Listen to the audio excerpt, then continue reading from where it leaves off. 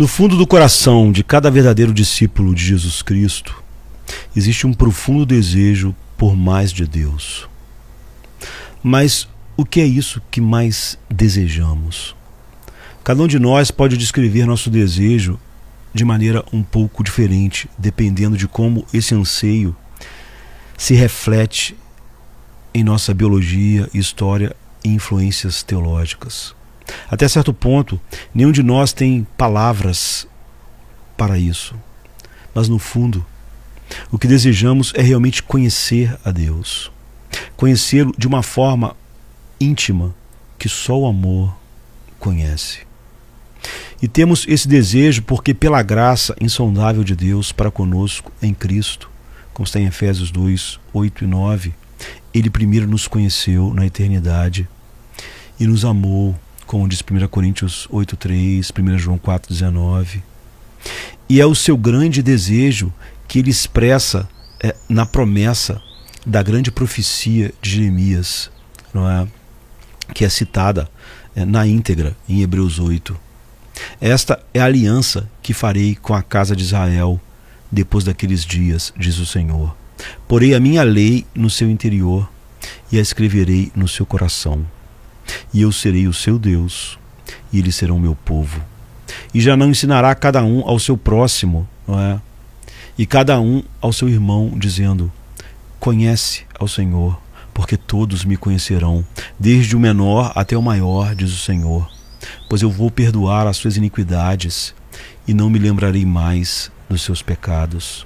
Jeremias 31, 33 e 34, né? No cerne da nova aliança está o grande desejo de Deus de que todos aqueles que Ele deu ao seu Filho na eternidade o conheçam. E conhecido pelo amor, você não precisa saber hebraico para entender o que é dito para nós profundamente aqui, hebraico ou grego, para discernir o conhecimento que Deus deseja, não é? É o conhecimento da intimidade relacional, da amizade profunda, o tipo de conhecimento que só o amor conhece. Porque conhecer verdadeiramente a Deus é amar a Deus. O Deus como Ele se revelou na Bíblia, não um Deus que nós concebemos, imaginamos, etc. O Deus como se revelou em Cristo. Então o papel do amor em conhecer alguém intimamente é profundo, não é? Por um lado, não podemos amar intimamente alguém que não conhecemos. Portanto, o conhecimento deve preceder o amor. Mas por outro lado, o amor profundo da amizade íntima é a porta para um conhecimento ainda mais profundo do ser amado. Porque os amigos íntimos confiam-se e assim se revelam mais por confiar um no outro. Portanto, existe um conhecimento íntimo, acessível apenas através do amor profundo, que resulta e produz uma confiança ainda mais profunda. Nós vemos uma ilustração dessa dinâmica em jogo no final de João 6, quando, como resultado de ouvir Jesus dizer coisas que pareciam ofensivas, não é? Como: ninguém pode vir a mim se o Pai que me enviou não o trouxer, e etc. Muitos do seu grupo, ou seja, do grupo mais amplo de discípulos, voltaram atrás e não andavam mais com ele. João 6, 66. Mas os 12 não o abandonaram. Por quê? Porque, para usar as palavras de Pedro, eles conheceram que ele era o Santo de Deus. João 6, 69. Para 11 deles, esse conhecimento não era meramente intelectual. Eles passaram a amá-lo e a confiar nele, mesmo quando ele os confundia. E porque eles confiavam nele e confiaram nele, Jesus lhes revelou os segredos do reino, que ele não revelou a mais ninguém, como está em Lucas 8:10. Então, conhecer realmente Jesus era amar realmente Jesus, o que era a porta para conhecer mais Jesus. É a isso que Jesus quer dizer quando mais tarde lhes diz: quem tem os meus mandamentos e os guarda, esse é aquele que me ama. E quem me ama será amado por meu Pai, e eu o amarei e me manifestarei a ele. João 14, 21. O caminho é simples, não é? Observe a simplicidade dessas palavras. Jesus se manifestará a quem o ama. E 2 frases depois ele diz: se alguém me ama, guardará a minha palavra, e meu Pai o amará, e viremos para ele e faremos nele morada. João 14, 23. Se amarmos Jesus, tanto o Pai como o Filho se manifestarão a nós através do Espírito da verdade que habita em nós, como está em João 14, 17. Estas são promessas preciosas e muito grandes, como Pedro diz em 2 Pedro 1,4. O caminho para conhecer intimamente o Deus triuno, para experimentar a comunhão relacional prometida na nova aliança, não é complexo, não é? Jesus nos chama a guardar seus mandamentos ou guardar sua palavra, que é essencialmente o que ele quer dizer quando ele diz: crede em Deus, crede também em mim, em João 14, 1. Jesus não nos dá uma lista de rituais, rigores ascéticos, legalistas, requisitos detalhados de orações, longas peregrinações, práticas meditativas ou instruções para criar ambientes estéticos especiais para experimentar a comunhão com Ele e com o Pai através do Espírito. O caminho é simples. Crede em mim, acredite em mim. O caminho é difícil também.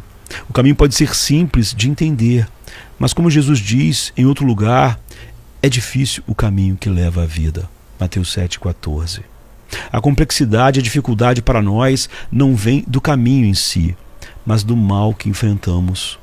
O mal interno da nossa incredulidade ou pouca fé, como Mateus 17:20 diz, combinados com os efeitos do pecado remanescente que ainda habitam em nossos membros, como Paulo diz em Romanos 7, 21. Junto com o mal externo existente em um mundo que jaz no maligno, como João diz em 1 João 5,19. Então, aprender a superar os obstáculos que nos são apresentados pela nossa carne infectada pelo pecado e pelo mundo que jaz no maligno, como está em 1 João 2,16, é realmente muito difícil. Mas o caminho para conhecer, amar e confiar mais profundamente em Deus é perseverar fielmente através das grandes dificuldades, pela graça soberana de Deus que opera em nós o querer e o efetuar. E então receber a graça do perdão de Deus quando falharmos, como está em 1 João 1,9.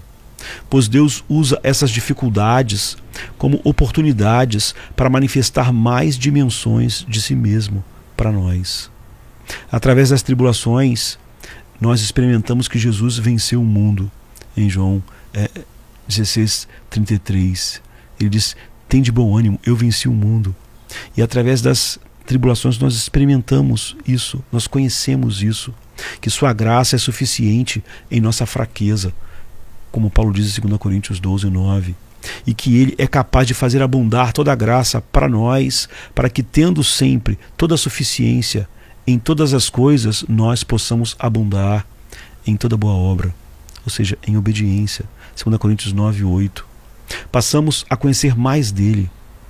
Então, através desse caminho difícil que leva à vida, também encontramos repetidamente a realidade de que Deus é fiel à sua palavra. E ela é viva e eficaz, como Hebreus 4:12 diz. Então descobrimos que a realidade que encontramos não é apenas um conjunto de proposições, mas uma pessoa, não é? Jesus, que é a palavra viva, como João 1:1 diz. Descobrimos de fato que Jesus é o caminho que leva a Ele, a vida, como está em João 14, verso 6. E quando se trata de nossa busca prática por Deus, descobrimos que o Senhor se revela com mais frequência e profundidade a nós pela palavra do Senhor, como está em 1 Samuel 3:21. Você vê, para quem quer mais, é o que ele tem. É possível que isso lhe pareça decepcionante, como se o segredo para a intimidade com Deus fosse ler mais a Bíblia, porque o que você deseja é algo mais. Você deseja estar perto de Deus e encontrá-lo mais pessoalmente do que parece experimentar quando lê a Bíblia ou ouve a palavra de Deus pregada, ensinada e discutida. Nesse caso, sua decepção pode ser resultado de uma ou de todas as seguintes possibilidades. Primeiro, é possível que a sua exposição à palavra de Deus tenha ultrapassado a sua obediência a ela e seja um mero estudo intelectual. Uma compreensão familiar e precisa da palavra de Deus é tão boa quanto a sua crença nela, que determina o comportamento. Senão, ela não vale nada, não é? Jesus disse isso a alguns dos leitores mais frequentes da Bíblia da sua época. Vocês examinam as Escrituras porque pensam que nelas vocês têm a vida eterna, e são elas que testificam de mim, mas vocês não querem vir a mim para terem vida. João 5,39, não é? Jesus revela-se intimamente apenas àqueles que cumprem a sua palavra. Vale a pena examinar, então, com o coração e não só com a mente. Em segundo lugar, é possível que você tenha uma ideia errada de como deveria ser a intimidade com Deus. O que deu origem a expectativas baseadas em um tipo de fantasia, não muito diferente das expectativas irreais que podemos trazer ao amor romântico ou às amizades humanas profundas. Então lembre-se de que nossos casamentos mais íntimos e amizades mais íntimas, geralmente resultam de algumas experiências intensas que pontuam muitos momentos comuns que constroem confiança e aprofundam o amor.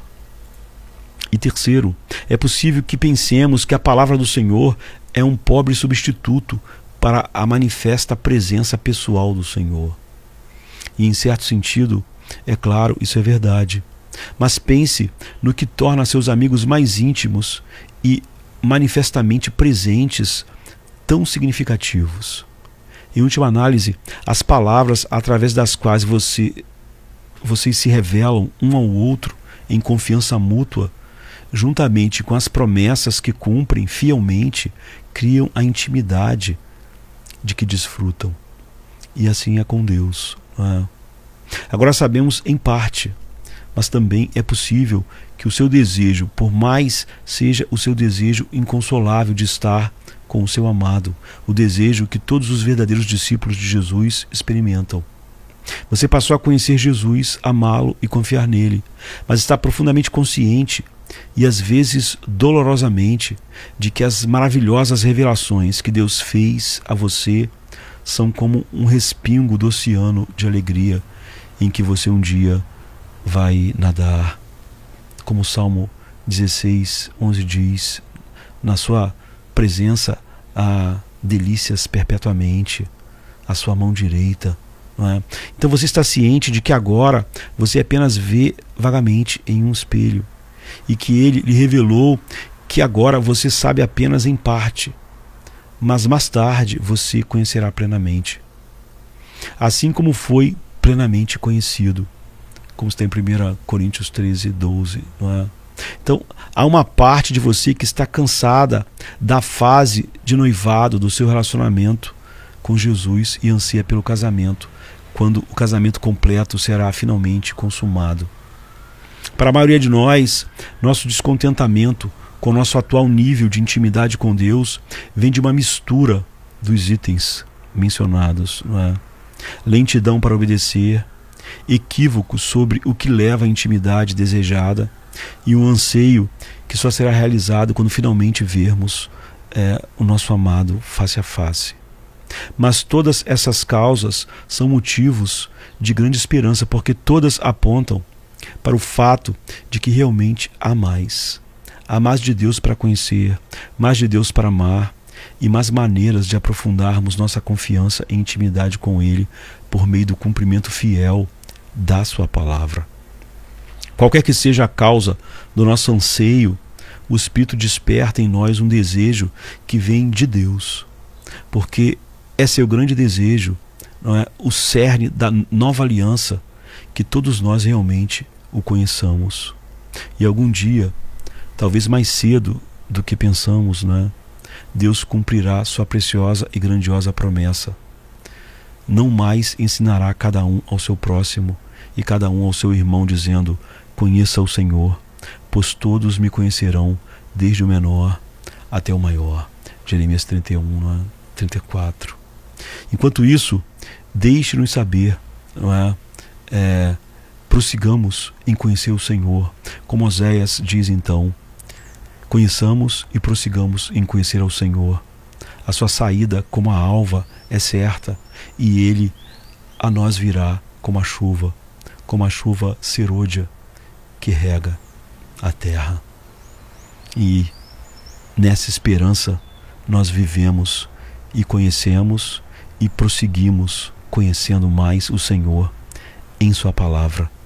E o Espírito Santo toma essa palavra e nela nos mostra a glória de Deus na face de Cristo. Então nós somos transformados de um grau de glória para outro e nos aproximamos mais e mais daquele dia em que o veremos face a face.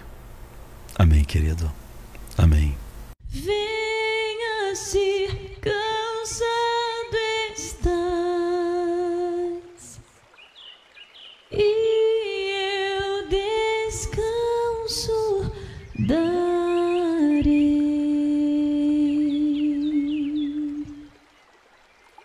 Tu descansarás.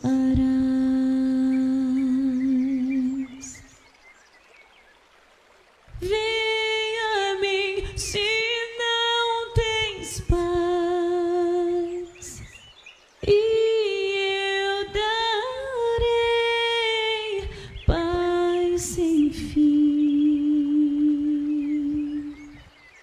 Terás paz sem fim. O meu jugo é leve, o meu fardo graça dá. Tome tua cruz, te darei a paz.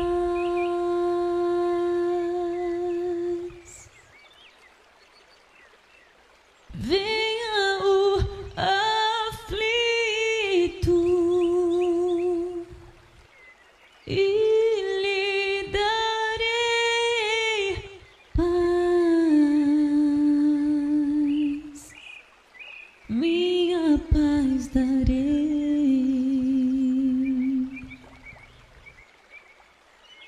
Venha a mim na dor sem fim, e eu darei paz, darei minha paz. Acalmar tuas águas e falar ao coração: tome meu fardo, te darei a paz.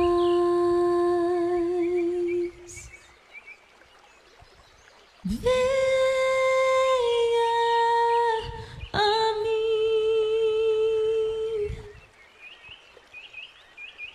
venha a mim, venha a mim. A minha graça te chama.